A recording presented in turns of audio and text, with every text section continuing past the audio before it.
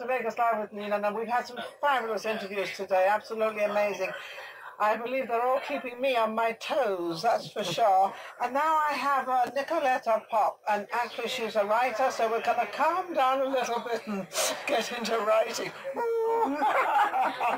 No, it's fabulous. So you are a writer? Yes, I am. And she said she has an accent, and I said, no, you don't have an accent, I have an accent. We both have accents, I hope you understand us. Oh, yes, there you go. So how long have you been in the States? I've been in the States 37 years this month. 37 years this month, and she still has her accent, and so don't I. So I guess we never lose them. Never. Where are you originally from? I was born in the heart of Transylvania, Romania. Romania? Yeah. Oh, I'm not a vampire, though. Oh, no, you sure? I am sure. I'm sure. I write about it. What do you mean you write about it? You write about vampires? Kind of the true legend of vampires, not what people think it is. The true legend of vampires. What is the true legend of a vampire? Night. Yes. Yes. Right? Yes. So what makes you write about that? Is that something from your hometown or something from... It's something from my hometown. So I was born in the heart of Transylvania, 16 kilometers away from the second biggest castle of Europe, which is the Corvin Castle, one of the 5 Dracula's castles in Romania. I'm getting an education here. Wow. Yes. So you have to have a Dracula castle. Yeah. We actually have 5 of them. You have 5? Yes. The main one is about 200 kilometers from where I was born. One of them, though, it's 16 kilometers from where I was born. That's pretty close, isn't it? Yes. So Nicolas Cage goes and films a lot of his movies right there at the castle where I call it my castle. Your castle. It's not mine. Your castle. Yes. Are you afraid to go to sleep at night? No, I'm not afraid. No, I'm not afraid. Okay, well. No, the Count Vlad Tepes, which is Dracula, right? He was assassinated in 1476 by his Hungarian wife's family, so there's no more worry. We're fine.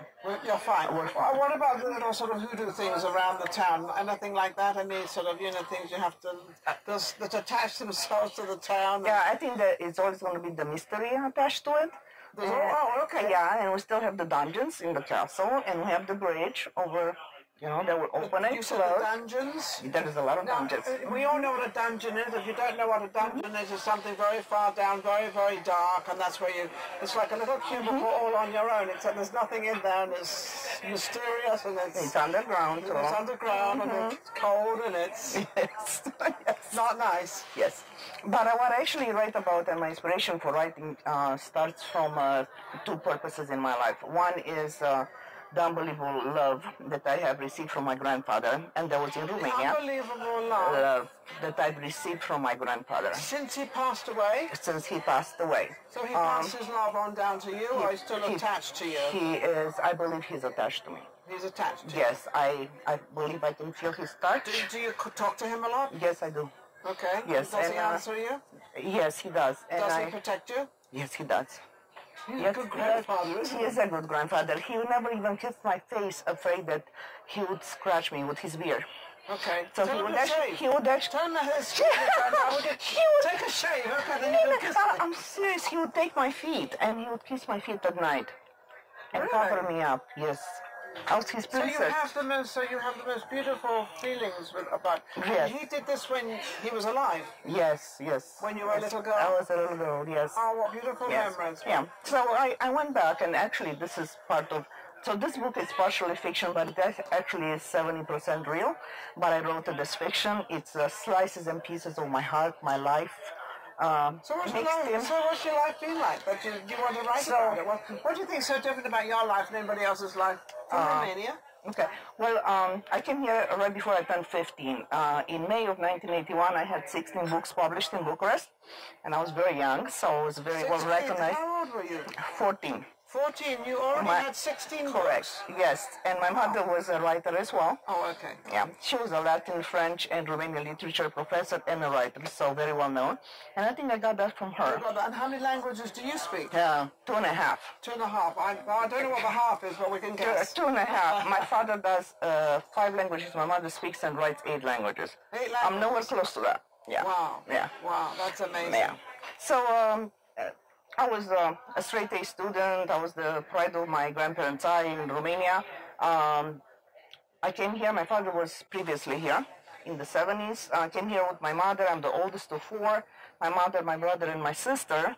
Oh. And I came here searching two important things. The number one was my father's presence and love in my life. And the second was the dream of coming from a totalitarian communist regime to a country that had it all, yes. right?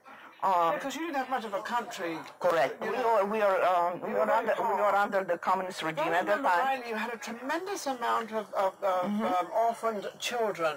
Yes, very many of them living in the tunnels underneath Bucharest. Sounds like very much like Vegas. You never got 16,000 homeless yes, children. and it's something 16,000 homeless children in Vegas. Do something about it out there. Yes, yes. So many times I went to visit, and I actually would go see these children and reach out and do everything I could to help them and to help quite a few other causes. So coming to America, I'll make it very short. I'm no hero, but I am a survivor. I came here What June. do you mean? Back up a little. A survivor of what? Well, a survivor of abuse. Of abuse. A survivor of my father. But you said you came here to see your father. Yes, I craved him all my life. Is he still alive? He's still alive, and I love him. And you love him? I love him. And what abuse did he give you?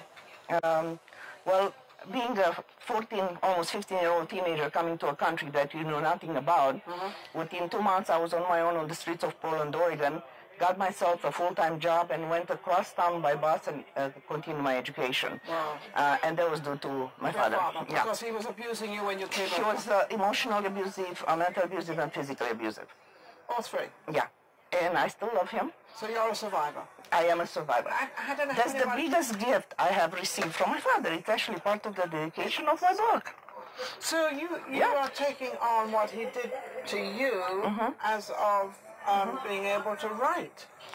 Yes. A story of what happened and how you survived through that. Correct, partially, because of the relationship and the dysfunctional family situation. Yes. I have become a survivor. I knew how to survive no matter what. Even though, yes, I have 3 daughters, beautiful daughters. Yes, you have a husband? Yes, I have remarried. No, you remarried. Correct, because the direction that my father's abuse of me took me, I built multi-million-dollar companies, and I pretended to be somebody I was not to please the people in my life, which I ended up actually marrying for 23 years, a very controlling man just like my father. And did he abuse you, your husband? Yes, he did. Did he abuse his children? No. Oh, that was good. That was good. But not so good that he abused you. Don't misunderstand me. Yes. That's not what I meant. Yes. But my children won't hurt. So you kind of went into something you were used to. You didn't really matter to you that much because your father was the same way. I was used to it. I felt that I was raised very restrictive. Like, you cannot get divorced. If you can get punished. Right. So once I got over that, which it took me a long time. Yeah. You got rid of your husband. Yes, I did. It took me 23 years, but I did it. Okay. So I said, I want to celebrate I want to celebrate the freedom of me, and I want to go out there. So you're married now? I am married to a wonderful man. Okay. Who supports me. I am a 100% a free woman in the relationship, so that's wonderful. He supports me. He believes. This is something she really doesn't know, but you're getting used to it. Correct. He believes in me. He supports me. He loves and respects me and basically spoils me. So that's a totally different... But, you know, I have to interject here because if I know Europe, and especially where you come from, the men are very much like that with their women. And it's very sad, but a lot of these countries around that particular area, the men are very abusive to their women. Yes, and the Yugoslavians, I knew Yugoslavians very well, and the way they treated their women was deplorable. We don't have that as much in England, or we don't have it at all. I mean, we have a few and far between, but we don't have that in England. Right. But they have the same thing in the Middle East. They treat their women badly. So, you know, and I think that's all kind of coming out now, isn't it? It is. It's coming out. Because women, you know, they should be treated like anybody else. Right. And I think the American women are really totally spoiled. They get everything. Yes, they do. But that's because they demand it. Right. Right. That's what they want. But that's what I ended up doing too. After so many years of having my head down. So you become American. Yes. American woman. This is my country. I love this. I am proud. I am very proud. Because I know where she comes from. I know exactly how men treat the women. Yes. And the women accept it. Yes. Because that's the only thing they know. Unfortunately. And that's one of the biggest problems, that they accepted. Yes. That's what I did. Yeah. But when I said no more, and it took me a long time to cut the line. Yes. You know, I'm not religious, I'm spiritual, but my one prayer, so-called, was, please don't even let me remember his face. And guess what? I do not. You don't remember I his do face. not. 23 years, So I do not remember. writing all these books, because you've always written. Yes. You wrote as a child when you were going through these crazy things, when you're going through all this life, and now are you writing a little different now as kind of freedom of speech, freedom of figuration, freedom of life, it sounds like. Yes, yes, I do. So are you more clarified in what you're putting down? Yes, yes, and the unbelievable reactions to, especially to storms within, which actually storms within. This is storms within. Yeah. Storms within means within oneself. So the first, so it got published middle of November. I sent it out beginning of November, so that was very quick. I wasn't ready to publish, but it happened. So I got a phone call from an amazing person, and I was at the spa at JW Marriott having my hair done with my publisher. Yes. And he said, please, this is my number, please call me. I have finished reading Storms Within at 3 o'clock in the morning. You have finished my soul, and in the process I found my soul because of this.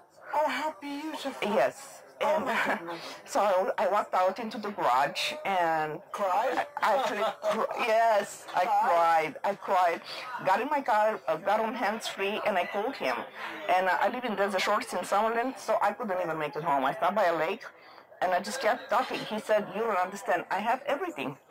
I can put my hand on the map, on the globe, and I can retire anyone I want. But for the last 2 years, minimum, I was confused. I wanted a direction. I needed something. I was just restless. He lost himself. Correct.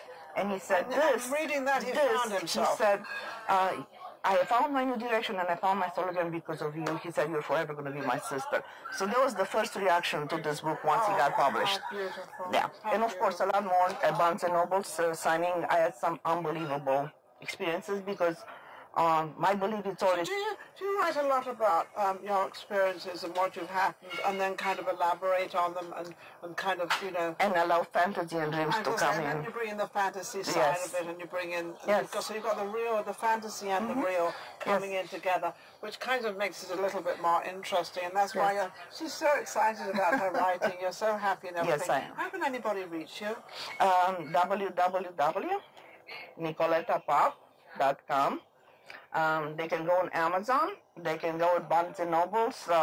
They just brought new inventory at the Rainbow Boulevard in Las Vegas, as well as the Henderson store. They just brought more hardcovers because they sold out. Very popular lady, I'm telling you. And, so how many books have you written in all? 18. 18 books in all. But I'm just coming back out. I've written one book. But that's amazing. But I've written one book, but I also have all my sonnets. I'm a sonnet writer. I love writing sonnets. And those are very fanciful, free. They're very romantic, and they're a little bit naughty. Ooh, I love that. And just the side coming out. I love that. So we have several sides. Of course we do. Have to touch into them all. Of course. Why not? So, TV miniseries. I'm dealing with a Hollywood producer right now. TV miniseries? Holy shit. Storms Within TV miniseries.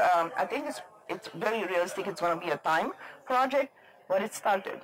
Okay. So I'm very excited about that as well. You should be because excited. This has an open end. Well, you have an open end too, because you've lived a life. You've lived several lives. I did. She's lived several, and she's kind of come through all of them. As of, instead of being bitter, she's come through as a better, happier person. Most people go the other way. Right. But you've come through as happy and successful and... What more can you ask for? Isn't that amazing? Yes, I say no regrets. No regrets. No regrets, because everything, even painful, the worst things in life, the most tragic things, can actually make you a stronger person. It depends how you look at things. You know, I've always been, I don't dislike anybody in this world. There's just a few people I don't get on with. They don't get on with me. That doesn't make them bad. It doesn't make me bad. It's just you cannot get on with everybody. You just can't. It's it's impossible. Otherwise you have an awful lot of friends and no time for yourself. So I'm just going to show one more quick experience. Quick one. Go ahead. So at the second day of Barnes & Noble's at the Henderson location book signing, we were this close to, we already sold out. I had this amazing lady that came in, and she was a little bit on the shy side, like I was for 12 years before coming back out again in the public eye. And she started talking to me. And I put my hand on her hand, and she started crying. And I said, you have to understand that stars cannot shine without darkness. We have to go through darkness. Yeah, we all have to go through that. Right, to allow the stars to shine. Yeah, so I said, there is a brilliant light waiting for you too. And she broke down. So that really made my day. Oh, it actually made a lot more than one day. You're kind of a healer as well. That's what I love. That's one of my next dreams. Healing Souls Foundation International. Healing Souls Foundation International. How cool is that? Yes. I think Healing Souls, we seem to be healing. We seem to have a show, all our guests are talking about bringing people together. Yes. And sort of saying that the beautiful side of people, rather than the always, how bad somebody looks and how stupid they are and all this stuff. Rather than do all that, let's make them more sort of happier and let's see something good about that person, not something bad. Yeah, the positive versus the negative. I'm a positive person, always have been. Yes. Thank you so much. So fabulous. Thank you. Absolutely amazing. We're going to be right back. Take us live with Ninon. Thank you.